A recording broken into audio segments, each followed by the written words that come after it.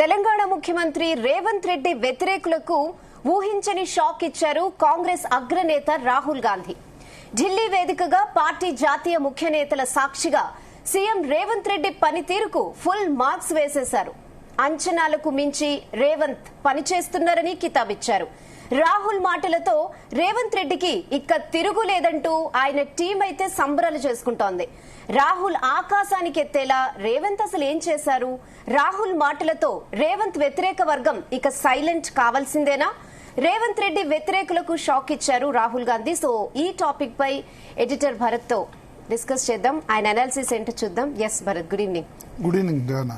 So పార్టీలో అయితే full ఆయనకి నెగటివ్ గా చాలా మంది ఎప్పుడు ఏదో ఒక కామెంట్ చేస్తూనే ఉంటారు సీఎం రేవంత్ రెడ్డి మీద. మరి ఇవాళ మెయిన్ పార్టీ లీడర్ ఆయనకి ఫుల్ కితాబ్ ఇచ్చారు, కాంప్లిమెంట్స్ ఇచ్చారు. సో ఇక నుంచి ఎలా ఉండొచ్చు అంటారు తెలంగాణలో Congress? Not only party, opposition కూడా, ముఖ్యంగా బీఆర్ఎస్ ఏమంటుందంటే రేవంత్ రెడ్డికి పార్టీ అధిష్టానంలోనే ప్రాబ్లం. రాహుల్ గాంధీ అపాయింట్మెంట్ ఇవ్వట్లేదు, రాహుల్ గాంధీ చాలా కాలంగా గెలవట్లేదు, ఆయన రాహుల్ గాంధీ ఇష్టపడట్లేదు, ఆయన ముఖ్యమంత్రి పదవి నుంచి దించేస్తున్నారు. ఇటువంటి స్పెక్యులేషన్ చాలా వచ్చాయి. దీనికి కారణం ఏంటంటే 1-to-1 మీటింగ్ జరగలేదు. చాలా కాలంగా ఒక 3-4 నెలల క్రితం జరిగినట్టుంది. ఆ ఫోటోలు బయటికి రాలేదు. మిగతా వాళ్ళు మహేష్ కుమార్ గౌడ్ ఇతరులు కలిసిన ఫొటోస్ ఏమో బయటకు వస్తున్నాయి. సో ఆ స్పెక్యులేషన్ అంతా ఉంది. రాహుల్ గాంధీకి రేవంత్ రెడ్డికి మధ్య ఏదో జరిగింది. ముఖ్యంగా అదానీ దగ్గర 100 కోట్ల రూపాయలు రాష్ట్ర ప్రభుత్వం స్కిల్ యూనివర్సిటీకి సంబంధించి 100 కోట్ల రూపాయలు ఆయన స్పాన్సర్షిప్ ఇస్తే తీసుకున్నారు. అది రాహుల్ గాంధీకి తెలిసి దాన్ని క్యాన్సిల్ చేయించారు.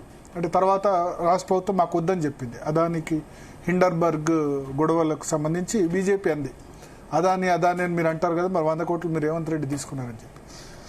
సో అప్పటి నుంచి ఆయన అపాయింట్మెంట్ ఇవ్వలేదని ఒక స్పెక్యులేషన్ ఉంది, నడుస్తోంది. సో ఇవన్నీ పక్కన పెడితే నిన్న రాహుల్ గాంధీ ఏదైతే మాట్లాడారో అది రేవంత్ ప్రత్యర్థులు సొంత పార్టీ అనుకోండి, బీఆర్ఎస్ అనుకోండి, బీఆర్ఎస్ చేస్తున్న క్యాంపెయిన్ అంతటి కూడా పటాపంచలు చేసినట్టు అయింది. అవుట్ రైట్ గా రేవంత్ రెడ్డిని ఆయన పొగిడేశారు. క్యాస్ట్ సెన్సెస్ విషయంలో కూడా అసంతృప్తిగా ఉన్నారు. ఏదో ఇటువంటి రకరకాలు వచ్చాయి. ఎందుకంటే తీర్మానం వలన దాన్ని చింపేశారు ఇట్లా. బట్ పూర్తిగా తెలంగాణ మోడల్ని ఓన్ చేసుకుంది రాహుల్ గాంధీ. నేను రాహుల్ గాంధీ అన్న మాటల్ని ఒకసారి చదివి దాని అర్థం చెప్తాను. నిన్న స్పీచ్ లో, I must say that when I started to push the caste census in Telangana, in the back of my mind the issue was there that we have Revanth Reddy ji as chief minister. నేను క్యాస్ట్ సెన్సెస్ తెలంగాణలో చేయాలని చెప్పినప్పుడు, దీన్ని push చేయమని చెప్పినప్పుడు, ఎందుకంటే తెలంగాణలో 23 నవంబర్న party అధికారంలోకి వచ్చింది. సో 24 మేలో పార్లమెంట్ ఎలక్షన్స్, ఏప్రిల్ మేలో జరిగాయి కదా. సో జరిగినప్పుడు పార్లమెంట్ ఎలక్షన్స్ లో ప్రధానంగా మేనిఫెస్టోలో పెట్టింది, మేము దేశవ్యాప్తంగా క్యాస్ట్ సెన్సెస్ చేస్తాం, కులగణన చేస్తాం అని ప్రధానంగా చెప్పారు. దాని తెలంగాణ అసెంబ్లీ ఎలక్షన్ అప్పుడు చెప్పారు, పార్లమెంట్ ఎన్నికల్లో చెప్పారు. సో చెప్పిన తర్వాత పార్లమెంట్ ఎన్నికల్లో ఓడిపోయింది పార్టీ. ఓడిపోయిన తర్వాత నేను దీన్ని పుష్ చేద్దామని అనుకున్నప్పుడు నా మైండ్ లో ఏముందంటే, the issue was there that we have Revanth Reddyji as chief minister. Revanth Reddy chief minister గా ఉన్నారు, and it will be difficult for him to push the caste census. అంటే రేవంత్ రెడ్డి చీఫ్ మినిస్టర్ గా ఉన్నారు కాబట్టి ఇది ఆయనకు చాలా కష్టం క్యాస్ట్ సెన్సెస్ ను ఇంప్లిమెంట్ చేయడం. ఎందుకో రీజన్ ఆయన చెప్పారు. It's not easy because he would may not be appreciate that action. ఎందుకంటే ఆయన కమ్యూనిటీ, అంటే ఆయన కమ్యూనిటీ అది రెడ్డి కమ్యూనిటీ, బీసీల క్యాస్ట్ సెన్సెస్ ను కుల జనాభా చేస్తే దాన్ని ఒప్పుకోదు. కాబట్టి ఆయన రెడ్డి కమ్యూనిటీకి సంబంధించిన వాళ్ళు కాబట్టి ఆయన ఈ విషయంలో చేయగలుగుతారా లేదా. ఈ మాట ఎందుకు ఈ మాట అన్నాడంటే, కర్ణాటకలో కూడా చేశారు క్యాస్ట్ సెన్సెస్, కానీ దాని వివరాలు ఇప్పటి వరకు బయట పెట్టలే. కాంగ్రెస్ కు 3 గవర్నమెంట్లు ఉన్నాయి. ఒకటి హిమాచల్ ప్రదేశ్ లో, రెండోది కర్ణాటకలో, మూడోది తెలంగాణలో. హిమాచల్ ప్రదేశ్ కొంచెం అప్పర్ క్యాస్ట్ ఎక్కువ ఉన్న స్టేట్. అక్కడ రాజ్పుతులు అంటే ఠాకూర్లు, బ్రాహ్మిన్స్ ఎక్కువ జనాభా, 50% పైగా ఉంటుంది. సో అక్కడ మీకు క్యాస్ట్ సెన్సెస్ చేస్తే గనక మేజర్ డామినేటింగ్ అయితే వీరభద్ర సింగ్ ఇటువంటి వాళ్ళు అవుతారు, లేకపోతే అనురాగ్ ఠాకూర్ తండ్రి అంతకుముందు అయిన వాళ్ళన్నా అవుతారు చీఫ్ మినిస్టర్లు. Mostly powerful state. సో అక్కడ క్యాస్ట్ సెన్సెస్ చేసి చెప్పలేరు. కర్ణాటకలోనేమో backward class chief minister Siddaramaiah, కానీ అక్కడ జనాభా అక్కడ క్యాస్ట్ సెన్సెస్ చేస్తే వక్కలిగాళ్ళు లింగాయతులు ఇద్దరు కూడా అపోజ్ చేస్తారు. వాళ్ళు అక్కడ బీసీ లిస్ట్ లో కర్ణాటకలో ఉన్నప్పటికీ ఓబీసీ లిస్ట్ లో లేరు.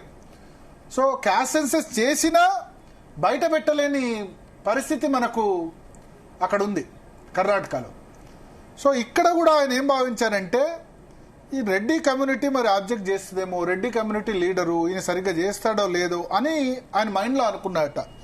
Maybe not appropriate that action, so I was looking quite carefully and I must tell you I told the expert committee that Revanth Reddy, other leaders of Congress party, అంటే నేను రేవంత్ రెడ్డికి చెప్పాను, expert committee ఒకటి form చేశారు justice Sudarshan Reddy గాని మిగతా leaders కానీ, that they exceeded my expectations very easily. అంటే నేను ఏదైతే అంచనా వేసుకున్నానో అంచనాల్ని మించి వీళ్ళు క్యాస్ట్ సెన్సెస్ బాగా చేశారు.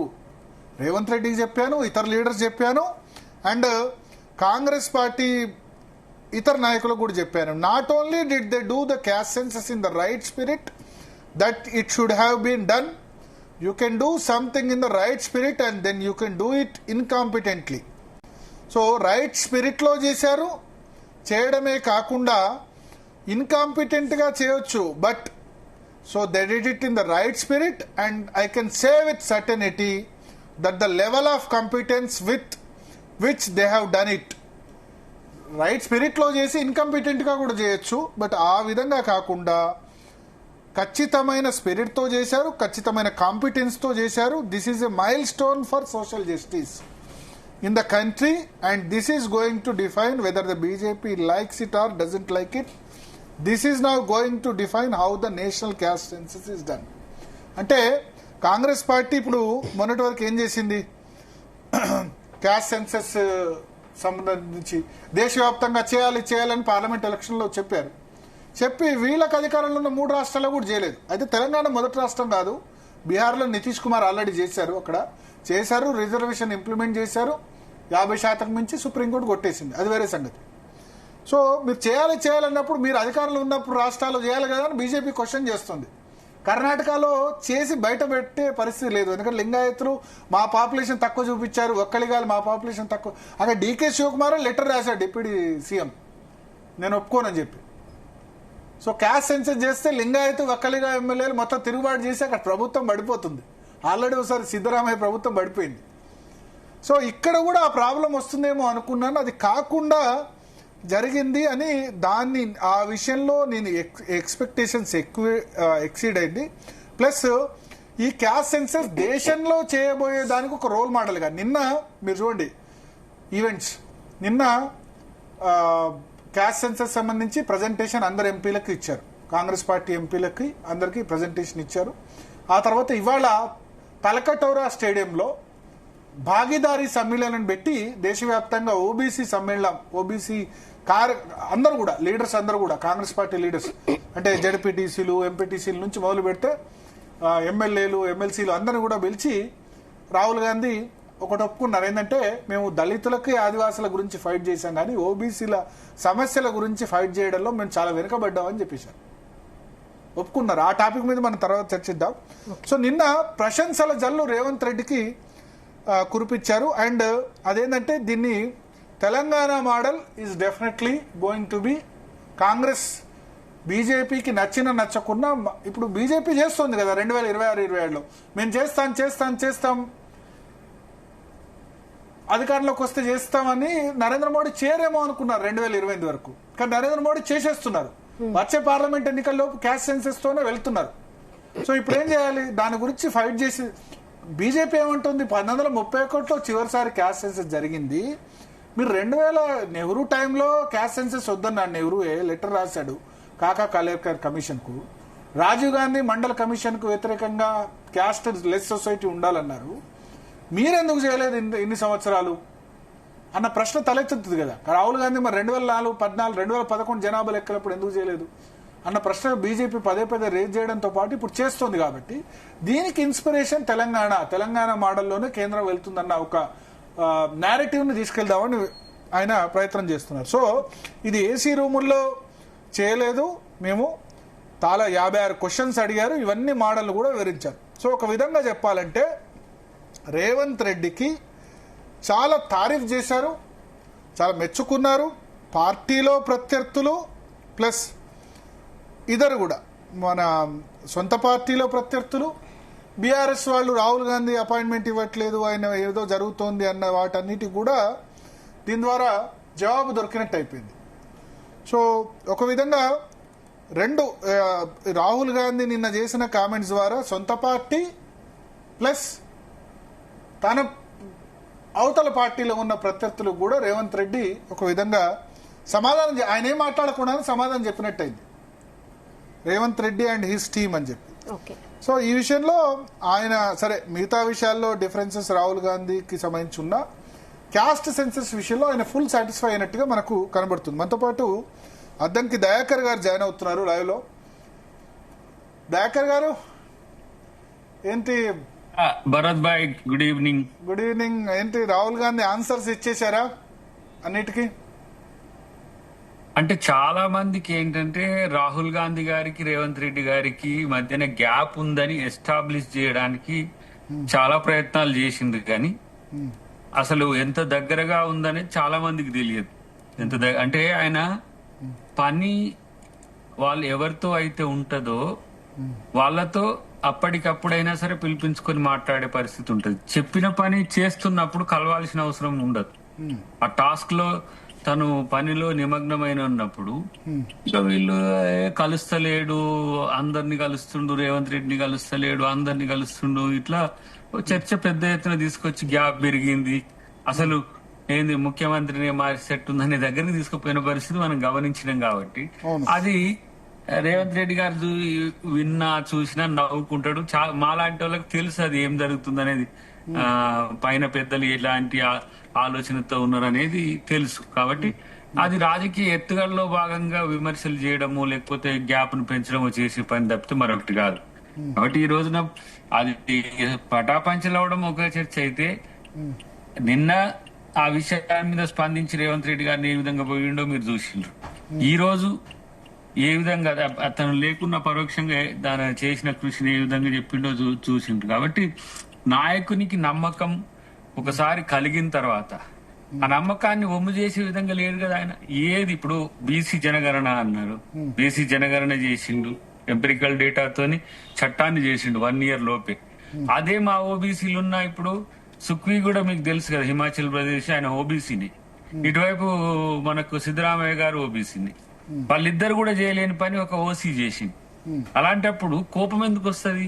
చెప్పినది ఇప్పుడు మనం అనుకున్న పార్టీ నిర్ణయము కరెక్ట్ గా ఇంప్లిమెంట్ చేసినప్పుడు కోపం ఎందుకు వస్తుందో నాకు మనోళ్ళు చేస్తుంటే అర్ధరహితంగా ఉన్నదని చెప్పి అనుకుంటుంటే, తర్వాత సుప్రీంకోర్టు జడ్జిమెంట్ ఇచ్చింది ఏమని, ఎస్సీల్లో వర్గీకరణకు సంబంధించిన అంశంలో రాష్ట్రాలకు హక్కునిచ్చింది. ఏ రాష్ట్రం మొట్టమొదలు చేయలేదు. ఇంత చంద్రబాబు నాయుడు గారి వర్గీకరణకు ముందు కదా ఆయనే బేస్ వేసిండు. ఆయనే కాకి మాధవరావు గారు చీఫ్ సెక్రటరీగా ఉన్నప్పుడు ఒక రామచంద్రరావు కమిషన్ వేసి దాని వర్గీకరణ అన్సైంటిఫిక్ గా చేసిండు అనేది ఉన్నది. ఆయన కూడా చేయలేకపోయాడు. మా మోడల్ ని తీసుకొని ఆంధ్రప్రదేశ్ కూడా ఇలా వర్గీకరణ చేసిన పరిస్థితి.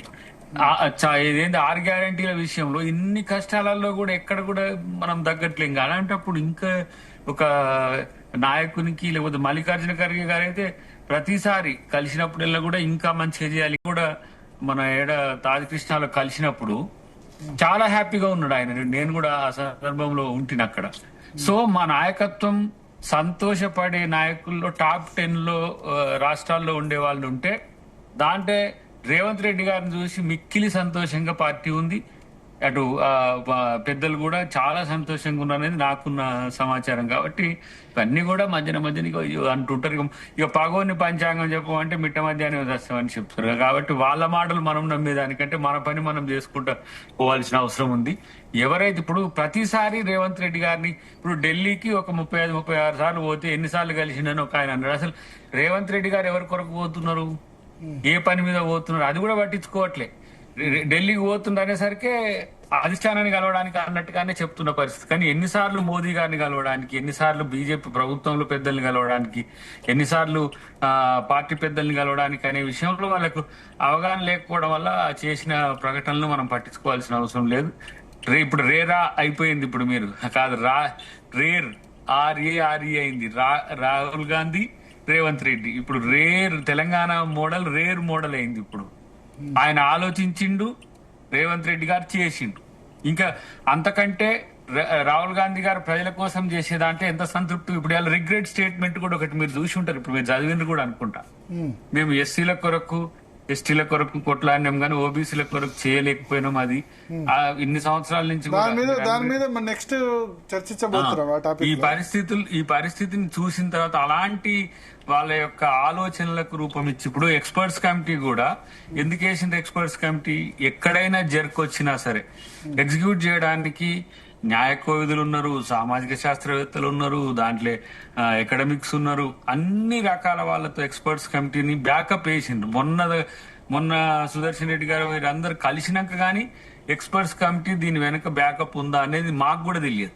సో అంత కాంక్రీట్ గా ఇక్కడ ఎంత 88 కోట్ల పేజీల డేటా ఉంది. ఎవరైతే ఇది లేదు, ఇది ఎంపిరికల్ డేటా కాదు, అసలు డేటా సేకరించలేదు అనేటోళ్లకు వాళ్ళు అడిగితే కూడా ఇచ్చే పరిస్థితి, లేకపోతే ఆన్లైన్ లో కూడా రేపు భవిష్యత్తులో పెట్టే పరిస్థితి, హౌస్ ముందు కూడా పెట్టే పరిస్థితి ఉంటుంది. కాబట్టి ఎక్కడ కొర్రీలు దొరికితే కోట్ల వేసేసి దాన్ని అడ్డం పెట్టాలని చూసిన వాళ్ళకు ఒక సీక్రసీ మెయింటైన్ చేసి ఈరోజు చేసినాం. దానికి అది కేంద్ర ప్రభుత్వానికి ఇప్పుడు ఛాలెంజ్. అది మీరు ఏ విధంగా అయితే అవుతుందో ఆ విధంగా మేము చేసినాం. దీన్ని మీరు ఈ రోజు 9th షెడ్యూల్ లో పెట్టడం ద్వారా రిజర్వేషన్లు కల్పించండి అన్నదానికి అక్కడ బీజేపీ వాళ్ళు ఏం మాట్లాడలేదు. ఇక్కడ బీజేపీ వాళ్ళు మాత్రం ఎట్లయితది, అది ఎట్లయితది, దాంట్లో ముస్లింలు ఉన్నారు ఇట్లా అంటున్న పరిస్థితి. కాబట్టి రేవంత్ రెడ్డి గారి యొక్క పెర్ఫార్మెన్స్ అనేది రాహుల్ గాంధీ గారి దృష్టిలో 100% ఈరోజు మార్క్స్ తో ఆయన పాస్ అయినట్టుగా మేము అనుకుంటున్నాం. ఇంకా అంతకంటే ఎక్కువ మాకున్న ఒక కొత్త అంశం ఏంటంటే మేడం గాంధీ, సీనియర్ గాంధీ రాసింది ఒక లేఖ. అది చెప్పింది నేను రేవంత్ రెడ్డి గారు, ఇది నాకు ఆస్కార్ అవార్డు కంటే, లైఫ్ టైం అచీవ్మెంట్ కంటే ఇది చాలా గొప్పది. ఎందుకంటే చాలా మంది గతంలో కూడా సోనియా గాంధీ గారు రేవంత్ రెడ్డి గారిని సరిగా మంచిగా చూడట్లేదు ఆమె ఇట్లా అని స్వేరింగ్ ఇన్ కాదు, తర్వాత ప్రతి అంశం మీద పర్సువేషన్ ఉన్నది. ఆమె రాలేకపోయినా ఒక లేఖ రాసి పంపించిన పరిస్థితి మనం చూసినాం. కాబట్టి నాకు తెలిసి గాంధీ ఫ్యామిలీకి కానీ కాంగ్రెస్ ఫ్యామిలీకి కానీ రేవంత్ రెడ్డి ఒక ఆత్మీయుడైండు, ఒక ఇంటివాడైనట్టుగానైతే నేను నిన్న చూసిన దాన్ని బట్టి నాకు అర్థమైంది. అట్లనే కొనసాగించడానికి ఆయనకి ఏం బేసిజాలు లేవు, ఇగోస్ ఉండవు, ఏముండవు. ఎందుకంటే ఇంత తొందరగా పార్టీలకు వచ్చినాక పిసిసి ప్రెసిడెంట్ చేయడమే కాకుండా తన మీద నమ్మకం పెట్టి ముఖ్యమంత్రిని చేసిన వాళ్ళ 10 సంవత్సరాలు ముఖ్యమంత్రి అంటే నేనే ముఖ్యమంత్రి అంటే పార్టీలో వ్యతిరేకత వస్తుంది కదా. రాజగోపాల్ రెడ్డి ట్వీట్ చేశారు. ఇప్పుడు ఎవరైనా అనొచ్చు, దానిని మనం కాదనలేం కదా భరత్ భాయ్. దాన్ని అనడా ఇప్పుడు అనే స్వేచ్ఛ లేదా మా పార్టీలో. కాబట్టి వాళ్ళు ఇప్పుడు ఒక ఏమంటారు పాజిటివ్ యాటిట్యూడ్ ను పార్టీకి ప్రజలకు ఇచ్చే టైంలో అనే సందర్భాన్ని తీసుకునే విధానాన్ని బట్టి కూడా ఉంటది. సో ఆ పరిస్థితుల్లో మా పార్టీని మరింత ముందుకు తీసుకుపోవడానికి చేసే భాగంలో చేసిన ఆ స్టేట్మెంట్ సరే, రాజగోపాల్ రెడ్డి గారికి అది ఈ పార్టీ విధానాన్ని గుర్తు చేసింది ఆయన కూడా, కానీ దాన్ని మనం ఎందుకు కాదనాల్సిన అవసరమే ఉంది. కాబట్టి దాని ఏదో పార్టీ వ్యతిరేక కార్యకలాపం అయితే కాదు కదా. పార్టీలో ఇప్పుడు ఎవరికైనా నాయకునికి కాన్ఫిడెన్స్ పెరిగినప్పుడు ఆ ప్రజల్ని చూసినప్పుడు కూడా ఆ జోష్ లో అవి అనడం అనేది కామన్ థింగ్స్. సో ఇంకా 20 సంవత్సరాల నుంచి 10 సంవత్సరాలకు వచ్చింది సరే, మరి 20 సంవత్సరాలు అంటే మళ్ళీ ఇంకా అపోజిషన్ వాళ్ళు బాగా ఫీల్ అవుతుందని చెప్పేసి. కాబట్టి ఇలా ఒక మంచి నాయకుడిగా దేశవ్యాప్తంగా పార్టీలోనే కాదు ఓబీసీలు ఏ రాష్ట్రంలో ఉన్నా కూడా రేవంత్ రెడ్డి గారి వైపు చూసుకునే విధంగా చేసింది. కాబట్టి అది రాహుల్ గాంధీ గారు కూడా సంతోషపెడతారు, మేమందరం కూడా సంతోషంగా ఉన్నాం. ఏంటంటే ఇది ఒక దశాబ్దాల కళ ఓబీసీలకు, అది నెరవేర్చడంలో మా ప్రభుత్వం, మా ముఖ్యమంత్రి, మా కేబినెట్ చాలా సీరియస్ గా ఉన్నదనే ఆలోచన అందరికీ ఉంది. ఈ రోజైతే ఢిల్లీలో జరుగుతున్న దాన్ని టొలకటోరా చూస్తున్నారు కదా మీరు. దేశంలో ఉండే ఓబీసీని మొత్తం పిలిచి ఇగో ఇది తెలంగాణ మోడల్, ఇగో ఇట్లా చేసింది అక్కడ ఈ ప్రభుత్వం ఇట్లా చేసింది, దానికి నాయకత్వం వహించింది మీరు అవునన్నా కాదన్నా రేవంత్ రెడ్డి గారే ఉంటారు కదా. మళ్ళీ వారు నిన్న ఉటంకించిన అంశం కూడా మీరు చెప్పిండ్రు కదా, ఇప్పుడు రెడ్డి కాబట్టి ఇబ్బంది అవుతుందేమని ఫీల్ అయినా, కమ్యూనిటీ ఇబ్బంది అవుతుందనే ఫీల్ అయినా, కానీ నేను అనుకున్న దానికంటే చాలా బాగా చేసిండ్రు అనే ఒక కాంప్లిమెంట్ కూడా, ఒక మంచి కాంప్లిమెంట్ కూడా ఇవ్వడం జరిగింది. కాబట్టి అది ఎంతో మాకు తెలిసిన చాలా మందికి తెలవాల్సిన అవసరం ఉంది. కాబట్టి నిన్నటి మీటింగ్ తో పటాపంచలు అయింది అనుకుందాం. రాజకీయ విమర్శలు అయితే చేస్తారు అనుకోరా, ఎవరు చేయరు. ఓకే, సో దయాకర్ గారు వాయిస్ కట్ అవుతుంది. దయాకర్ గారు జర్నీలో ఉన్నట్టున్నారు. సో మొత్తానికి ఒక మీరట్ నుంచి ఇక్కడికి వచ్చే టైంలో ఇది ఏది మన ఈ మార్చ్ లో బిల్ పెట్టే టైంలో ఆ చర్చ జరిగిందట. ఏమని మనం అనుకున్న దానికంటే వేగంగా ఈ ప్రక్రియను రేవంత్ రెడ్డిజీ కంప్లీట్ చేస్తుండు, అప్రిషియేట్ చేయాలి మనం, చాలా ఎంత ఫాస్ట్ గా చేస్తాడని నేను అనుకోలేదు అని. అంటే పర్సన్స్ ఉన్నప్పుడు మాట్లాడడం కాదు, లేనప్పుడు కూడా వారి గురించి ప్రస్తావన తీసుకొచ్చి అంత ఫాస్ట్ గా చేయడం అనేది అందరికి కూడా మనం చెప్పాలి, మనం పాలించే రాష్ట్రాల్లో కూడా అని చెప్పడం. కాబట్టి ఇవన్నీ కూడా తెలుస్తున్నాయి. కాకపోతే రాజకీయ విమర్శల మీద పెద్దగా పట్టించుకోవాల్సిన అవసరం లేదని నాకు అనిపిస్తుంది. అంటే ఇప్పుడు బీఆర్ఎస్ అంటుంది రాహుల్ గాంధీ అపాయింట్మెంట్ ఫోటోలు చూపించండి. ఇప్పుడు నిన్న కూడా ఇండివిజువల్ గా కలవలేదు, మల్లికార్జున ఖర్గే తర్వాత మిగతా నేతలతో మాత్రమే అయింది తప్ప ఇండివిజువల్ మీటింగ్స్ ఎందుకు కావట్లేదు రేవంత్ రెడ్డి రాహుల్ గాంధీ మధ్య? కలుస్తున్నారు, మహేష్ కుమార్ గౌడ్ ప్రతి లీడర్ కలిసి ఫోటోలు పెడుతున్నారు, బట్ ఎందుకు అట్లా జరగట్లేదు? ఒక సామాన్య కార్యకర్తగా వచ్చిన మహేష్ కుమార్ గౌడ్ గారు ఇలా ఒక పార్టీలో అధినాయకునిగా, పార్టీకి అధినాయకుడిగా అయిన సందర్భంలో వ్యక్తిగతంగా షేర్ చేసుకోవడానికి కూడా ఆయన ఆహ్వానించిండు. చాలా సందర్భాల్లో ఆయన కలవడానికి అవకాశం రాలేదు, కానీ అపాయింట్మెంట్ ఏంది తన ప్రెసిడెంట్ గా అపాయింట్మెంట్ చేసిండు. ఆబ్సెన్స్ లో కూడా తను లేకున్నప్పుడు కూడా కేసీ గారు తర్వాత ఏఐసిసి ప్రెసిడెంట్ గారు కలిసి దాని నిర్ణయం తీసేసుకున్నారు. అలాంటి సందర్భంలో తన కుటుంబంతో కలవడానికి కూడా అవకాశం ఇచ్చిన పరిస్థితి మనం చూసినాం. రేవంత్ రెడ్డి గారు ఎన్నో సార్లు మీటింగ్లలో కలిసే ముందు కూడా పర్సనల్ కలవడం ఎన్నో సందర్భాల్లో, అది జాతీయ స్థాయి కార్యక్రమాల్లో కూడా, ముఖ్యమంత్రుల మీటింగ్లో కూడా, ముఖ్యమంత్రుల స్థాయి నాయకులతో మీటింగ్లలో కూడా, సిడబ్ల్యూసి మీటింగ్స్ అప్పుడు కూడా వారిని పర్సనల్ గా కలిసిన పరిస్థితి. కానీ అది బయట ఎందుకు? ఇప్పుడు ఇంటర్నల్ గా ఇప్పుడు ఏఐసిసి ఆఫీస్ కు పోయినప్పుడు వాళ్ళు కలిసిన అంశం ఫోటోలు తీసి నేను మన కలిసి ఉన్నా అని ఎక్స్పోజ్ చేసుకోవాల్సిన అవసరం ఏంది ముఖ్యమంత్రి గారికి?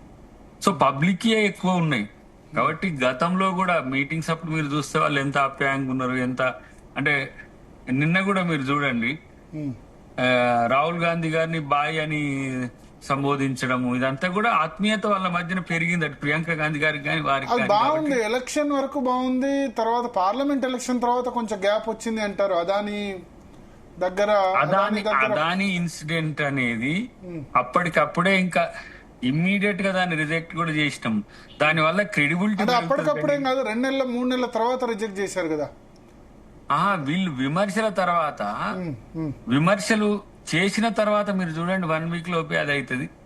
కాబట్టి ఇప్పుడు ఎవరైనా, ఇప్పుడు మహీంద్రా కంపెనీ ఉంది, లేకపోతే మహీంద్రా ఆయన ఉన్నాడు కదా మనోడి, ఇప్పుడు స్కిల్ యూనివర్సిటీకి ఆయనను మనం ఆనంద్ మహీంద్రా, ఆయన ఇప్పుడు ఒక ఎంటర్ప్రీనర్ ఆయన యొక్క స్కిల్స్ ను, ఆయన యొక్క ఎఫర్ట్స్ ను మన రాష్ట్రానికి ఇస్తా అంటే డెఫినెట్ గా తీసుకుంటాం. ఇప్పుడు అదాని మరి అటువంటిప్పుడు అది కరెక్ట్ అయినప్పుడు ఎందుకు వెనక్కి తీసుకున్నారు? ఇప్పుడు వీళ్ళ విమర్శలు మరింత ఎక్కువైపోయినాయి కదా. వీళ్ళు తీసుకున్నప్పుడు రాహుల్ గాంధీని కన్సల్ట్ చేయలేదన్నది అంటే ఇప్పుడు ఈ విషయాలలో ఇప్పుడు ఎట్లా ఉంటదంటే, కొన్ని విషయాలు రాష్ట్రానికి సంబంధించిన అంశాల్లో ప్రతి ఒక్కటి కూడా రాహుల్ గాంధీ గారి దృష్టికి ఏం తీసుకురారు. కొన్ని అంశాలు రాహుల్ గాంధీ అంత ముందు నుంచి ఒక 3-4 నెలల నుంచి అంబానీ, 3-4 సంవత్సరాల నుంచి అంబానీ అదాని అని మాట్లాడుతున్నారు, అదాని మీద విమర్శలు చేస్తున్నారు. ఆ ఇన్సిడెంట్ లేకుంటే పెద్దగా గ్యాప్ వచ్చి ఉండేది కాదు అని అంటారు. గ్యాప్ అనే మాటనే లేదు అసలు. నాకున్న సమాచారం, అంటే నేను మీకు కొన్ని చెప్పలేను కానీ నాకున్న సమాచారం ప్రకారం గ్యాప్ అనే మాట వట్టి మాట. ఓకే, ఇప్పుడు ఈ అంశాల్లో ఇది ఇప్పుడు రాజకీయ విమర్శ బయట వాళ్ళకంటే ఎక్కువ మీ సొంత పార్టీ వాళ్ళు ప్రచారం చేస్తున్నారు. ఏమో ఇక అది ఇంటర్నల్ ఫీలింగ్ ఏమో గానీ ఇప్పుడు మీరు ఆఫ్ ది రికార్డ్ అని వేస్తారు, లేకపోతే గుసగుసలు అని చేస్తారు, ఇట్లాంటివి ఉంటాయి కదా కొన్ని ఏది ఆకాశరామన్ అని ఇట్లా దాంట్లో వేయొచ్చు. కానీ మా వాళ్ళు ఒక్కళ్ళు కూడా పైకి వెళ్ళి అదానితో ఎందుకు పోయినాం మనం అని చెప్పి ఇట్లా ఎక్స్పోజ్ అయింది మాట్లాడింది ఏం లేదు. ఇక వీళ్ళు చెప్తారు టిఆర్ఎస్ వాళ్ళు, మా ఎక్స్ అన్న అన్నాడు, మా వై అన్న అన్నాడు, ఇట్లా అంటుండట అక్కడిక్కడ ఒకసారి ప్రకాష్ రెడ్డి గారు జాయిన్ అయ్యారు భారతీయ జనతా పార్టీ నుంచి. ప్రకాష్ రెడ్డి గారు నిన్న రేవంత్ రెడ్డి ఫుల్ తారీఫ్ ఇచ్చారు రాహుల్ గాంధీ. నా అంచనాలకు మించి బాగా పనిచేశారు క్యాస్ట్ సెన్సస్ విషయంలో అని చెప్పి. సో దట్ ఒక మెసేజ్ ఇచ్చినట్టు అయింది. రేవంత్ రెడ్డి రాహుల్ గాంధీ మధ్య గ్యాప్ ఏమీ లేదు, అవుట్ రైట్ గా ఆయన సపోర్ట్ చేస్తున్నారు అని చెప్పి. సొంత పార్టీ వాళ్ళకి ఇతర వాళ్ళకి ఏమంటారు మీరు? నేను ఏమంటుంటే రేవంత్ రెడ్డి గ్యాప్ ఉంటుంది, గ్యాప్ లేకుంటుంది. నాకు ముసలి తెలంగాణ ప్రజలకు ఏం అవసరం, నాకు గ్యాప్ ఉందా గ్యాప్ లేదా అనే విషయంలో తెలంగాణ ప్రజలకు అవసరమైంది. దానికోసం తెలంగాణ ప్రజలు దాన్ని అది పెద్ద ఇష్యూ కాదని నా అభిప్రాయం. తెలంగాణ ప్రజలకు అంటే హైకమాండ్ అండదండలు ఉంటే ఆయనే చీఫ్ మినిస్టర్ అంటే వేరే విధంగా ఉంటది పాలన. ఇప్పుడు పాలన ఐఏఎస్ అధికారులైనా మంత్రులైనా ఆయనే నెక్స్ట్ చీఫ్ మినిస్టర్, ఆయనే కంటిన్యూ అవుతారంటే హైకమాండ్ అండదండలు ఉంటే అంటే ఎమ్మెల్యేల నుంచి మొదలు పెడితే మిగతా వాళ్ళు ఇప్పుడు రాజశేఖర రెడ్డి టైంలో అందరూ ఎందుకు నోరు మూసుకున్నారు? కిరణ్ కుమార్ రెడ్డి రోషే ముఖ్యమంత్రి సమయంలో ఎందుకు పాలన అది ముందుకు సాగలేదు? నేను ఒక మాట అయితే భరత్ గారు, తెలంగాణ కాంగ్రెస్ పార్టీ ఎప్పుడు ఏం మాట్లాడుతుందో ఏం చేస్తుందో నాకు తెలియదు, కానీ నాకున్న గత అనుభవాలు చూస్తే చెప్తున్నా. మీకు కొంతమంది రామరాజు గురించి చెప్పేవాళ్ళంట. ఇందిరాగాంధీ కింద ఉన్నప్పుడు మెట్లు ఎక్కుతుంటే ఇట్లా రామరాజీ నన్ను తీసుకోమంటున్నారు అట్లా అని చెప్తుంటే ఆకు కోయి నైన్టీ కాన్సెప్ట్ అన్నారు. కరెక్ట్ లిఫ్ట్ ఎక్కి 5th floor పోయేసరికి ఆ ప్రిజన్ కరికే చెల్లించామని చెప్పిందంట. అది కాంగ్రెస్ స్టైల్ ఆఫ్ ఫంక్షనింగ్. కాబట్టి రేవంత్ రెడ్డికి ఎప్పుడు వస్తారు, ఎప్పుడు తీసేస్తారు? గత కాంగ్రెస్ ఎమ్మెల్యే అనుభవాలు చూసారు మనం. కాంగ్రెస్ ఇందిరాగాంధీ రాజీవ్ గాంధీ జమానా కాంగ్రెస్ వేరు, ఇప్పుడు కాంగ్రెస్ వేరు కదా. ఇప్పుడు ముఖ్యమంత్రులు అంత ఈజీగా చేంజ్ చేయట్లేదు కదా. మీరు అన్నది కరెక్ట్. ఇందిరాగాంధీ రాజీవ్ గాంధీ టైం వేరు. సోనియా గాంధీ రాహుల్ గాంధీ దాంట్లో ఎక్సెప్షన్. ఒక పంజాబ్ లో ఒకటి తీసేశారు, మహారాష్ట్రలో ఒకటి మార్చారు అంతే. అంటే ఉండేది గతంలో ఉన్నాయి 20 స్టేట్లు ఉండేది, మిగిలిన 2 స్టేట్లు. కాబట్టి 2 మార్చుకుంటారు. సరే అంటే వచ్చిన చోట ఇప్పుడు ఛత్తీస్గఢ్ అయినా లేకపోతే మధ్యప్రదేశ్ కమల్నాథ్ అయినా, వచ్చిన చోట కర్ణాటక సిద్ధరామయ్య అయినా ఎక్కడ కూడా మార్చట్లేదు కదా. ఇంకా సిద్ధరామయ్య 2.5 years అగ్రిమెంట్ అన్నారు, అయినా సరే మార్చట్లే. నేను అనేది వాళ్ళు మారుతారని పక్కన పెట్టేస్తే కాంగ్రెస్ నాయకులు ఎట్లా వాళ్ళ యాటిట్యూడ్ ఉంటది అని చెప్పడానికి నేను ఎగ్జాంపుల్ చెప్పిన. That is 1 part. అంటే హైకమాండ్ మాటలు నమ్మరాదు. నేను చెప్పేది అదే పాయింట్. హైకమాండ్ ఎప్పుడు ఏం చేస్తుందో వాళ్ళకి తెలియదు. నిన్న దాకా ఎందుకు అపాయింట్మెంట్ ఇవ్వాలి, ఇప్పుడు ఎందుకు అపాయింట్మెంట్ ఇస్తున్నారు? నిన్నటికి ఒక 10 రోజులకి ఎందుకు, 2 రోజులకి ఎందుకు, ఇప్పటికి ఏం మారింది? రేవంత్ రెడ్డి యొక్క బిహేవియర్ మారిందా, యాటిట్యూడ్ మారిందా? రేవంత్ రెడ్డి అన్న మాటలు మారినాయా? ఏం మారలే కదా. కాబట్టి వాళ్ళే ఒకటేమో Congress party internal issue. Rahul Gandhi కలిసిందా, కలవలేదా, కలిసి ఎప్పుడు మాట్లాడలేదా, పెద్ద తెలంగాణ ప్రజలకు కానీ మా పార్టీకి రెండిద్దరికి సంబంధం లేని విషయం. తెలంగాణ ప్రజలకు రాహుల్ గాంధీతో ఏం సంబంధం? మీరు అన్నట్టు ఆఫీసర్స్ మాటింటారా, లేదా ఉత్తమ్ కుమార్ రెడ్డి దాన్ని సైలెంట్ అయిపోతాడు, బట్టి విక్రమార్క సైలెంట్ అయిపోతాడంటే దూడని జీకమంటారు, బరుందానం అంటారు. దూడని జీకమని బరుందానం అనుకుంటే కాంగ్రెస్ యాటిట్యూడ్ అని నేను చెప్పాలనుకున్నా. తెలంగాణ ప్రజలకు మీ ద్వారా చెప్పాలనుకుంటున్నా యాటిట్యూడ్ అది కాంగ్రెస్ పార్టీది. ఒకటి దిక్కు రేవంత్ రెడ్డిని మెచ్చుకుంటూనే ఉంటారు, ఇంకో దిక్కు బట్టి విక్రమార్కను ఎగేస్తుంటారు, ఇంకో దిక్కు ఉత్తమ్ కుమార్ ఎగేస్తుంటారు. కాబట్టి ఎవరిని నమ్మాలో ఎవరు నమ్మదో తెలియదు. బట్ అది పూర్తిగా వాళ్ళ ఇంటర్నల్ మ్యాటర్ కాబట్టి వాళ్ళ ఇంటర్నల్ గా వాళ్ళు ఏం మాట్లాడుకున్నా ఏం చేసినా మనకు సంబంధం లేదని చెప్పదలుచుకుంది. ఏది ఈటల రాజేందర్ పక్కన పెట్టి సంజయ్ పక్కన అన్ని ఇంటర్నల్ మ్యాటర్ అని చెప్పిన చాలా క్లియర్ గా. ఏ పార్టీ అయినా గట్లనే ఉంటుంది. నేను ఏమన్నా ఇంటర్నల్ విషయం మాకు సంబంధం లేని విషయం. నేనేమంటాను మీరు అన్నదానికి ఒకటి ఒక మాట అన్నారు, క్యాస్ట్ సెన్సస్ చాలా అద్భుతంగా చేశారు, రోల్ మోడల్ తెలంగాణ. దేశంలో చేయబోయే క్యాస్ట్ సెన్సస్ కి రోల్ మోడల్. బీజేపీ ఒప్పుకున్నా ఒప్పుకోకపోయినా వాళ్ళు అంగీకరించాలి, దీన్ని ఫాలో కావాలి అని చెప్పారు ఆయన. నేను ఒక్క మాట చెప్తే దీని పేరు CPAC అని పెట్టినారు. దీనికి నేను వాళ్ళ ప్రజెంటేషన్ కూడా ఇచ్చారు. Socio economic educational employment political and caste survey. దీనికి CPAC దీని పేరే. ఈ సిపాక్ మీరు మొత్తం తెలంగాణ పరిగణన చేసినారు. ఇది ఎట్లా ఆదర్శం అవుతుందో అనేది నాకు తెలియదు, కానీ ఇప్పుడు భారతదేశంలో లేదు, ప్రపంచానికి ఆదర్శం. ఎందుకంటే బీసీ ముస్లింలు, ఓసీ ముస్లింలని, ముస్లింలను కులాన్ని ఆధారంగా, వృత్తి ఆధారంగా చేసినామని చెప్పుకుంటున్నారు. దురదృష్టం ఏంటంటే ఇప్పుడు నేను దయాకర్ గారిని కూడా అడుగుతున్న ప్రశ్న, నేను ఒక కులంలో పుట్టినా, ఏ కులంలో పుట్టినా, నేను ఈ రోజు చెప్పుడు పుడితే నన్ను మోచి అంటారా, లేదా నేను బట్టలు వేస్తే నన్ను నేత అంటారా? ముస్లింలలో ఏదన్నా కులం, ఏదన్నా ఒక వృత్తి అనేది పర్మనెంట్ ఉంటుందా? అంటే మటన్ కొట్టేటువంటి కుటుంబంలోంచి మటన్ మళ్ళీ అదే కుటుంబం అట్లా ఉంటుందా? ఉండదు. అంటే కుల వృత్తులు అనేవి ముస్లింలలో లేవు అన్న విషయం ఉన్నాయి కదా, దూదేకుల ఇవన్నీ ఉన్నాయి కదా, దూదేకుల, నూరు భాష, లద్దాఖ్, 3 కుటుంబాలు ఎప్పటి నుంచో, 3 కులాలు ఎప్పటి నుంచో బీసీలలో దాన్ని మనం డిఫరెన్షియేట్ చేస్తాం. వీళ్ళు గుజరాత్ లో ఉన్నాయి కదా, మహారాష్ట్ర ఉన్నాయి కదా అంటున్నారు. మహారాష్ట్రలో, గుజరాత్ లో కూడా మెయిన్ బీసీ కేటగిరీస్ కలిపినారు. కానీ తెలంగాణ రాష్ట్రంలో భరత్ గారు నేను చాలా స్పష్టంగా చెప్తున్నా, 2007 జీవో కావచ్చు, 2014 తెలంగాణ రాష్ట్రం ఏర్పడిన జీవో కావచ్చు, ఆ జీవోలో 14 ముస్లిం కేటగిరీలను ఏబిసి 1, 2, 3, 4 రాసి 15వ కేటగిరీ మొత్తం బీసీలు ఎవరు అంటే ఆల్ ద ముస్లిమ్స్. మళ్ళీ పదం ఉపయోగించారు, all the Muslims except Syed and Mughal, all the Muslims are BCs అని చెప్పారు. మరి ఆల్ ద ముస్లిమ్స్ ఓన్లీ ఈ ఉత్తరాల పనిచేస్తున్నారా అంటే, మరి వ్యవసాయం చేసుకునే, ఇండస్ట్రీలో పెట్టుకునే ముస్లిం, వ్యవసాయం సయ్యద్ అనే పదవి ఉపయోగించారు. సయ్యద్ అంటే వాళ్ళ దగ్గర నమాజులు చెప్పేవాళ్ళు, ఏదో ఉపన్యాసం ఇచ్చేవాళ్ళు. వాళ్ళు తప్పిస్తే మిగతా వాళ్ళందరూ కూడా ముస్లిం బీసీలు అయినప్పుడు మరి వృత్తి ఏంది, వృత్తి కథ ఏంది? ఈ వృత్తుల పేరు మీద, లేదా మేము వాళ్ళ యొక్క కుల వృత్తి, వాళ్ళ ఒక వృత్తి పేరు మీద మేము డివైడ్ చేసినాం అనేటువంటి ఈ కథ ఎందుకు చెప్తున్నారో నాకు అర్థం కాలే. కాబట్టి మీరు చేసిందంతా కూడా ఒక బోగ సర్వే. ఈ సర్వే ఆదర్శం కాదు కదా, వాళ్ళ ప్రపంచానికి ఆదర్శం అవుతుందని తెలియదు, కానీ తెలంగాణ ప్రజలకు మాత్రం ద్రోహం చేసేటువంటి సర్వేగా, ముఖ్యంగా తెలంగాణ బీసీలకు ద్రోహం చేసే సర్వేగా మేము ఫీల్ అవుతామండి. దయాకర్ గారు ఇప్పుడు మంచి కాడికి వచ్చిండు. ఇప్పుడు మనం హిందూ మతంలో హిందువులంతా ఒకే పని చేస్తామా? హిందువులమంతా మీరు చెప్పండి, ఆయనంటే ఎట్లాగే చెప్పలేడు కానీ హిందువులమంతా ఇక్కడ ప్రాబ్లం ఏంటంటే 90% ఆఫ్ ముస్లిమ్స్ ను బీసీలో చేర్చేశారు. ఇప్పుడు మతము కులంగా మార్చకండి ప్రకాష్ రెడ్డి గారు. మతం వేరు, కులం వేరు. మతంలో ఒకటి ప్రకాష్ రెడ్డి గారు అది చేసినప్పుడు రాజశేఖర్ రెడ్డి, ఇప్పుడు రేవంత్ రెడ్డి దానికి సంబంధం లేదు కదా. లేదు కదా, అది పక్కన. అది ఇంకా నేను చెప్తాను, నేను వారు అన్నదానికి స్పష్టంగా చెప్పాలి. ఇప్పుడు ఈడబ్ల్యూఎస్ రిజర్వేషన్లు ఉన్నాయి. ఈడబ్ల్యూఎస్ రిజర్వేషన్లలో ముస్లింలు ఉన్నరా లేరా? ఎందుకు ఈడబ్ల్యూఎస్ లో ఇచ్చినాం మనం?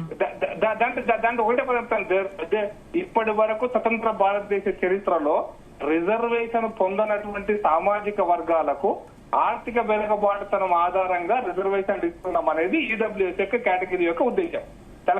ముస్లింలు ఉన్నారు కదా, కులమా నిన్న కులమా అని పేరు చెప్పలే. వాళ్ళకి ఎందుకు ఇయ్యలే మనం? ఎందుకంటే నేను చెప్తా విని, ఎందుకంటే అది మీరు తయారు చేసిన బిల్ కాదు, నేను చెప్తా వినండి. అది వీరప్ప మొయిలీ గారు చేసింది. హెచ్ఆర్ మంత్రిగా మీ అక్కడ అధ్యక్షురాలు మొన్నటిదానిక ఉన్న పురంధరేశ్వరి అప్పుడున్నది. ముకుల్ వాస్నిక్ సామాజిక న్యాయ శాఖ మంత్రిగా ఉన్నాడు. HR Sinha subject to correction OBC chairman గా ఉన్నాడు. రాజశేఖర రెడ్డి గారు ఇక్కడి నుంచి మన దగ్గర వల్లభరెడ్డి రవీందర్ రెడ్డి వీళ్ళు ఈబీసీ సంక్షేమ సంఘం నుంచి మీటింగ్లు పెట్టిన దానికి మేము పోయినామని మొన్న కూడా చెప్పిన. ఆ మీటింగ్ల తర్వాత ఆయన అసలు ఇది సాధ్యమవుతుందా అని చెప్పేసి ఇక్కడి నుంచి ఢిల్లీకి పంపించినాక 2008లో ఒక డిసిషన్ తీసుకున్నారు. ఇక అప్పుడు ఆర్థిక మాంద్యం, ఆ పంచాయతీలు ఈ పంచాయతీల తర్వాత దాన్ని పెట్టలేకపోయినారు. ఆ డ్రాఫ్ట్ నే తీసుకొని మీరు ఏది ఈ ఈడబ్ల్యూఎస్ రిజర్వేషన్లు చేసిండ్రు. ఈడబ్ల్యూఎస్ లో సయ్యదులు, పఠాన్లు, రియాజ్లు, ఇంకా చెప్పాలంటే ఇంకో కులం ఏదో ఉంది, కులం కాదు ఇంకో డివిజన్, వీళ్ళందరికీ ఈడబ్ల్యూఎస్ లో అవకాశం ఉంది. ఇటువైపు దూదేక్ల, గుర్రపు, పింజా ఇట్లా ఇటువైపు దీంట్లో వృత్తి కులాలకు ఇచ్చినాం. బ్యాక్వర్డ్ క్లాసెస్ ని ఇవ్వడాన్ని, బ్యాక్వర్డ్ క్లాసెస్ లో ముస్లిం ఇవ్వడాన్ని వీళ్ళు వ్యతిరేకిస్తున్నారు. మరి అప్పర్ క్యాస్ట్ లో కూడా ఇచ్చినాం కదా మనం, అప్పర్ క్యాస్ట్ లో కూడా ఉన్నారు కదా. ఇది ఇప్పుడు కాదు కదా. కాకా కాలేల్కర్ కమిటీ గాని మండల్ కమిటీలో 8% ముస్లింస్ ఉన్నారు. ఇప్పుడు ఈ మొన్న సీఎం గారు చెప్పింది అయినా మీరైనా అబ్జర్వ్ చేసుకోండి. మీ ప్రభుత్వం ఇప్పుడు గుజరాత్ లో ఉంది, 26 కులాలు వృత్తి కులాలు ఓబీసీల్లో ఉన్నాయి. మీకన్నే కాదు, ముందే ఉన్నాయంటే ఇప్పుడు సరే అది వేరే టాపిక్. ఎందుకంటే దూదేకుల అవన్నీ నూరు భాష అవన్నీ ముందే ఉన్నాయి. ఇక్కడ ఏంటంటే రాజశేఖర రెడ్డి టైంలో 90% కలిపేశారు. 100% 90% ఓబీసీలో కలిపేశారు. 10% ఉంటే ఉత్తరప్రదేశ్ లో ఉన్నాయి, బీహార్ లో ఉన్నాయి, అన్ని చోట్ల ఉన్నాయి. ముస్లింలో బీసీ కులాలు క్యాప్ 50% దాటుతుందని దాన్ని 4% కి రిస్ట్రిక్ట్ చేసిండ్రు. ఇది ముస్లింలకు సంబంధించింది. కానీ ఇక్కడ అసలు చర్చ ఏంది, ఇలా ఓబీసీలకు ఒక డాక్యుమెంట్ తయారైంది, ఒక డెమోక్రటిక్ గా డాక్యుమెంట్ తయారు చేసినాం, ఎంపిరికల్ గా డేటా తయారు చేసినాం. అది కాదు అంటాడు ప్రకాష్ రెడ్డి గారు. ఎందుకనంటే వాళ్ళు చేయలేరు కాబట్టి, చెయ్యరు కాబట్టి, చేయాలనే ఉద్దేశం లేదు కాబట్టి. చేస్తే వాళ్ళకు ఏం మరి వాళ్ళకి పోయేది ఏందో వాళ్ళు కూడా. ఒకసారి మనం బీఆర్ఎస్ వెర్షన్ తీసుకుందాం. దయాకర్ గారు, బొల్ల మల్లయ్య యాదవ్ గారు మాజీ ఎమ్మెల్యే జాయిన్ అయ్యారు. మల్లయ్య యాదవ్ గారు, మీరు ఇంతకాలం అనుకుంటూ వస్తున్నారు రేవంత్ రెడ్డికి హైకమాండ్ లో అక్కడ హైకమాండ్ తో మంచి రిలేషన్ లేదు, రాహుల్ గాంధీ దగ్గర మంచి రిలేషన్ లేదు, అపాయింట్మెంట్ దొరకట్లేదు అని చెప్పి. నిన్న అందరి ముందు సరే ఇప్పుడు లోపల అపాయింట్మెంట్ దొరికి వాళ్ళిద్దరు ఏం మాట్లాడుకుంటారో తెలియదు, కానీ అక్కడ ఒక 500 మంది ఉన్నారు. అన్ని channels, not only Telugu channels, national channels అన్ని కూడా లైవ్ టెలికాస్ట్ చేస్తుండగా రేవంత్ రెడ్డిని ఆయన అభినందించారు. చాలా బాగా చేశారు క్యాస్ట్ సర్వే, క్యాస్ట్ సెన్సస్ అని చెప్పి. ఇప్పుడు మేమేమి ముఖ్యమంత్రిగా ఆ పార్టీలో ఉన్న నాయకుడిని ఆ పార్టీ అధిష్టానం పక్కకు పెట్టిందని మేమే అనలే. వాళ్ళ దాంట్లో మీరు కూడా అన్నారు చాలా సార్లు అపాయింట్మెంట్ ఏది అని చెప్పి.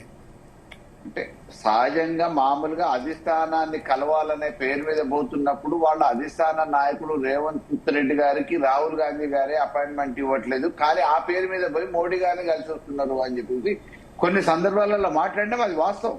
యాక్చువల్ గా రాహుల్ గాంధీ గారిని కలవడానికి అధిష్టాన అనుమతి కోసమే అక్కడ పోయిన తర్వాత వారు బిజీ ఉండొచ్చు, ఇంకోటి పోవచ్చు, కలవకపోతే మోడీ గారిని కలిసిన సందర్భాలు చాలా ఉన్నాయి. మేము ఆ పార్టీలో ఉన్న వాళ్ళకి ఏదో తప్పకుండా సఖ్యత ఉంటది, ఏదో ఒక సందర్భాన్ని బట్టి మాట్లాడతారు, మాట్లాడకుండా ఎట్లుంటారు. మేము దానికి వేరే మాకే దురుద్దేశం లేదు, ఆ అవసరం అంతకంటే లేదు. వాళ్ళు మంచోళ్ళ చెడ్డోళ్ళ అనేది ఒకళ్ళకొకళ్ళు వాళ్ళు బేరీ చేసుకుంటారు. అధిష్టాన పరంగా వాళ్ళ మార్కులను బట్టి రేపు చేర్పుల మార్కులు ఏమున్నా వాళ్ళు చూసుకుంటారు. మాకు సంబంధించిన విషయం కాదు అది. మేమేమంటున్నామంటే ఇవాళ బీసీ రిజర్వేషన్ల కోసం కులగన్నం ఏం చేసినామని చెప్పి చెప్పుకోవటం ఏదైతే ఉందో, ఆ కులగన్నకు చైర్మన్ కూడా అగ్రకులాలకు సంబంధించిన వాళ్ళు పెట్టి చేపించారు. అది తప్రతడంగా ఉంది అని చెప్పేసి మళ్ళీ బీసీల జనాభా పెరగలేదు, అగ్రకులాల జనాభా పెరిగింది అని చెప్పి దాని మీద వాదోపవాదాలు జరిగిన తర్వాత, చర్చలు జరిగిన తర్వాత మళ్ళీ ఇంకొకళ్ళని పెట్టి చేపించడం, వాయిదాలు ఏంటి ఇవన్నీ మనం చూస్తున్నాయి. కానీ మేము ఏమంటున్నామంటే నిజంగా శక్తి ఉంటే మీరు మామూలుగా ఇది ఒక్కటే కాదు కదా, మీరు ఇచ్చిన కామారెడ్డి డిక్లరేషన్ లో బీసీలకి బడ్జెట్ కేటాయింపులో కూడా నిధులు కేటాయిస్తా అని చెప్పి అన్నారు. 2 బడ్జెట్లు పెట్టారు, నిధులు కేటాయించలేదు. 42% రాజ్యాంగ పరంగా చట్టపరంగా రావడానికంటే ముందు మీ చేతిలో అవకాశం ఉన్న నామినేటెడ్ పదవులలో ఇవ్వలేదు. ఎక్కడ కూడా బీసీలకు ఆ రకమైన ప్రపోర్షనేట్ గా 42% అధికారం వచ్చిన తర్వాతనైనా కనీసం ఇవ్వాల్సిన బాధ్యత ఉన్న మీరు అధికారం వచ్చిన తర్వాత కూడా నామినేటెడ్ పదవులలో అవకాశాలు ఇవ్వలేదు. కాబట్టి వీటన్నిటిని చూస్తే రేవంత్ రెడ్డి గారి చేతిలో అవకాశం ఉన్నాయి చేయకుండా కేంద్ర పరిధిలో ఉన్నదని చెప్పేసి ఈ నుంచి మామూలుగా చట్టం అనే పేరు మీద తీర్మానం పంపించేసి ఇది నా పరిధిలో లేదు, మామూలుగా బీజేపీ వాళ్ళు చేయాలి, కేంద్ర ప్రభుత్వం చేయాలని చెప్పి చేతులు దులుపుకునే ప్రయత్నం చేసి కాలయాపన చేయటం మూలాన జరిగే ప్రయోజనం లేదు, దీనివల్ల చిత్తశుద్ధి లేదు అనే అనుమానాలు మాకు రేకెత్తుతున్నాయని చెప్పి చెప్తా ఉన్నాం. ఎందుకంటే ఈ 18-19 నెలల కాలంలో చేయాల్సిన అవకాశం ఉన్నాయి చేయకుండా ఇవాళ కేంద్రం మీద నెపం నెట్టి వాళ్ళేమో మీరు మైనార్టీలను కూడా కలిపి పెట్టారు కదా, అందుకోసం ఏమైంది అంటే మీరు సవరించండి. కేంద్రం అధికారంలో ఉన్న బీజేపీ ఈ రోజు సవరించి మీరు రాష్ట్రం ఇక్కడ సిఫారసు. అది ఓబీసీ సంబంధించి వేరే టాపిక్, నెక్స్ట్ టాపిక్ తీసుకుందాం. మీరు రేవంత్ రెడ్డికి సంబంధించి అయితే ఇప్పుడు నిన్నటి దాంతో హైకమాండ్ దగ్గర స్ట్రాంగ్ హోల్డ్ ఉంది, is in very good looks with Rahul Gandhi అని అయితే ఎస్టాబ్లిష్ అయింది. మీరు ఏదైతే థియరీ బీఆర్ఎస్ ఏదైతే ప్రాపగేట్ చేస్తుందో, బీఆర్ఎస్ అనుకోండి, కాంగ్రెస్ పార్టీలో శత్రువులు అనుకోండి, కాంగ్రెస్ పార్టీలో రేవంత్ రెడ్డి ముఖ్యమంత్రి ఉండడు అనుకోండి, వాళ్ళందరికీ రాహుల్ గాంధీ క్లియర్ మెసేజ్ ఇచ్చినట్టే కదా సార్. మామూలుగా దీనికి రాజకీయంగా చాలా రకాలుగా దగ్గరకు తీసుకుంటే ఓ రకమైన అర్థాలు ఉంటాయి, దూరంగా ఉంచితే ఓ రకాల అర్థాలు ఉంటాయి. ఈ అర్థాలల్లో మరి మామూలుగా మర్మం తెలియకుండా కత్తులు కడుపులో పెట్టుకొని కాగలించుకునే పరిస్థితులల్లా మరి రేవంత్ రెడ్డి గారి మీద అభిప్రాయం మార్చుకుంటారా మార్చుకోరా, లేకపోతే భవిష్యత్తులో ఇంకేంటిది అనేది వాళ్ళు సందర్భానుసారంగా అవకాశాన్ని బట్టి కలుసుకోవడం అనేది జరుగుతుంది. అధికారంగా రాహుల్ గాంధీ గారు బిజీగా ఉంటే ఈయన కలవాలనేది, కలవకపోయినది మాత్రం ఏదో అయిందని చెప్పి మేము కూడా అనలే. కానీ ఆ పేరు మీద పోయినప్పుడు కలవలేని సందర్భాలలో మోడీ గారిని కలిపించారు. మోడీ గారిని కలవటానికి ఆ సాకు పెట్టుకుంటున్నారు అని అన్నాం. డెఫినెట్ గా ఈ నుంచి పోతున్నప్పుడు రాహుల్ గాంధీ గారిని కలవడానికి వెళ్తున్నా అని అన్నారు. అక్కడ కలవలేకపోయారు, మోడీ గారిని కలిసారు. అంటే మోడీ గారిని కలవటం కోసం పోతూ రాహుల్ గాంధీ గారి పేరు పెట్టుకున్నారా అని చెప్పేసి అడిగిన సందర్భాలు ఉన్నాయి. కానీ అధిష్టాన పరంగా విత్ ఇన్ ద పార్టీలో ఉన్నప్పుడు వారి అధిష్టానాన్ని తప్పకుండా మచ్చిక చేసుకునే ప్రయత్నం వీరు కూడా చేస్తారు, అధిష్టానం కనసాగిలలో ఉండే ప్రయత్నం చేస్తారు. కాబట్టి వాళ్ళ మధ్యలో ఏదో చిచ్చు పెట్టే అవసరం మాకు లేదు. వాళ్ళ దగ్గర అంతర్గతంగా ఉన్న సమస్యల మీద దృష్టి సారించాల్సిన అవసరం మాకు కూడా లేదు. ఓకే, దయాకర్ గారు, ఎస్, ఫైనల్ గా ఏం చెప్తారు? ఆ 10 ఏళ్ళు రేవంత్ రెడ్డినా ముఖ్యమంత్రి?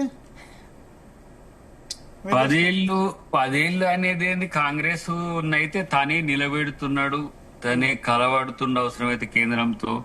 కాబట్టి కాంగ్రెస్ ప్రభుత్వం మరింత కొనసాగడానికి ఆయన చేస్తున్న కృషి, బ్యాక్గ్రౌండ్ గా చేస్తున్న కృషి తెలుసు, ఓపెన్ గా మనకు కనబడుతున్నది కూడా తెలుసు. కాబట్టి డెఫినెట్ గా తను అధిష్టానం ఆమోదం మరింత పెరుగుతుందనేది ఒకటి, విశ్వాసం మరింత పెరుగుతుందనేది అయితే నాకు తెలుస్తుంది. ఎందుకంటే నిన్న రాహుల్ గాంధీ గారు కూడా లేచి నిలబడి విష్ చేసిన తీరు మీరు చూసింది అయిపోయినాక ఆయన మాట్లాడిన తర్వాత. కాబట్టి రేవంత్ రెడ్డి గారికి కొత్తగా అధిష్టానం ఆమోదమో లేకపోతే కంటిన్యూటీ కొరకు ఏదో స్పెసిఫిక్ గా చేయాల్సిన అవసరం అయితే లేదు. ఉన్న వాళ్ళలో చిన్నవాడైనా చాలా గట్టివాడు, చాలా అన్నిటికంటే అన్ని రకాలుగా కాంగ్రెస్ ఐడియాలజీని ముందుకు తీసుకుపోగలడు. రేపు నేనంటున్న దేశంలో ఒక 10-20 మంది ముఖ్యమైన కాంగ్రెస్ పార్టీ నాయకులు ఉంటే దాంట్లో రేవంత్ రెడ్డి గారు ఒకరు ఉంటారు అనేది అయితే నేను చెప్పగలను. ఎందుకంటే ఏజ్ ఉంది, విజన్ ఉంది, వాళ్ళు చెప్పిన పని చేసే ఒక ఏమంటాము భరోసా ఉంది, చేస్తాడు, మనం చెప్పితే చేయగలుగుతాడనే ఒక నమ్మకం కూడా ఇలా అధిష్టానానికి కలిగింది. కాబట్టి ఎవరు కూడా తన కెరీర్ ను ఉన్న పలంగా వ్యతిరేకించాల్సిన అవసరం అధిష్టానాన్ని అసలు నాకు అనిపిస్తుంది. అధిష్టానాన్ని వ్యతిరేకించే పనులు చేయాల్సిన అవసరం రేవంత్ రెడ్డి గారికి ఎందుకు వచ్చిందని అధిష్టానం వ్యతిరేకించడం వేరు, సంతృప్తి పరచడం కూడా వేరు. రెండు సంతృప్తి కాదు, వాళ్ళు చెప్పినట్టుగా. ఇప్పుడు రాహుల్ గాంధీ గారి మాటలు మీరే చదివింది కదా. నేను ఒకసారి బయట ప్లే చేస్తా. రాహుల్ గాంధీ ఏమన్నారు వినండి. And I must tell you, and I told the expert committee this, that Revanth Reddy, other leaders of Congress party, they exceeded my expectations very easily.